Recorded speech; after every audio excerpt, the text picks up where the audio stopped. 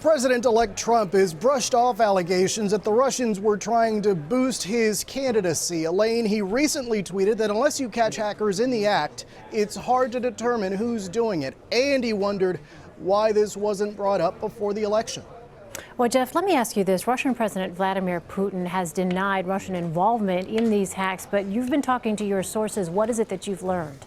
Well, our intelligence sources tell us that this type of operation could not have happened without Vladimir Putin's blessing.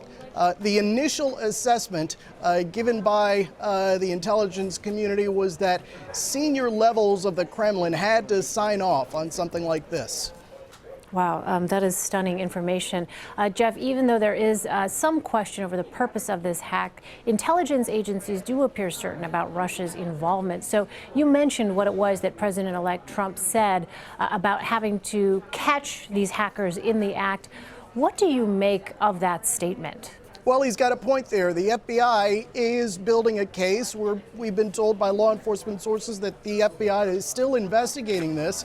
Think about it this way. If you're trying to bring a case that you can present in a court of law, you need more evidence. And so that is the type of timeline that the FBI is working on now as they gather information. Now, as for the intelligence community, it works on a different scale. It's looking for information that can raise their level of confidence. And in this case, the intelligence community, most of it at least, seems to have concluded that this was the type of cyber activity, the type of hack that was intended to help Donald Trump. Jeff, you said in your piece an FBI agent called the DNC about this, and I wonder if that's standard protocol. Is there anything else the agency could have done, the FBI could have done?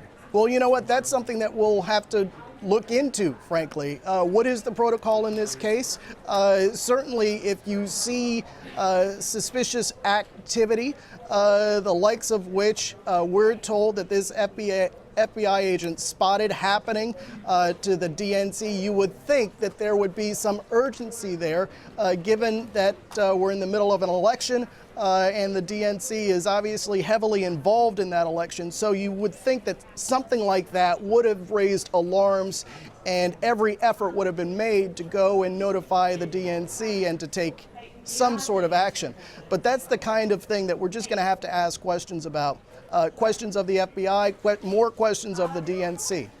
And Jeff, what about the Republican National Committee? Was the RNC hacked? And if so, do we know to what extent? Well, what we've been told, and this is something that we've already reported, that there were some elements of the Republican apparatus where files were hacked. The RNC denies that it was hacked. But again, there is still a lot of investigating to do in this case. As you know, Elaine, the president has requested a review to be completed by the time he leaves office in about, 37 days. All right. Jeff Pegues in Washington for us. Jeff, thanks so much.